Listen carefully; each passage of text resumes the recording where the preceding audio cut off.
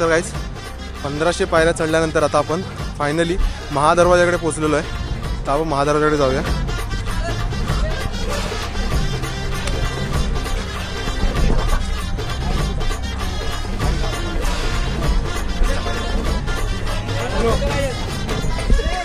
तुम्ही बघू शकता महादरवाजा. फायनली महादरवाजाजवळ पोहोचलो आपण.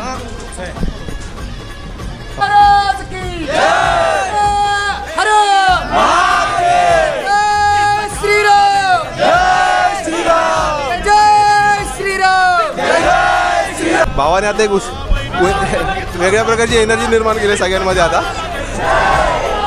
तर फायनली आपण महादरवाजामध्ये एंट्री करतोय. बघू शकता तुम्ही.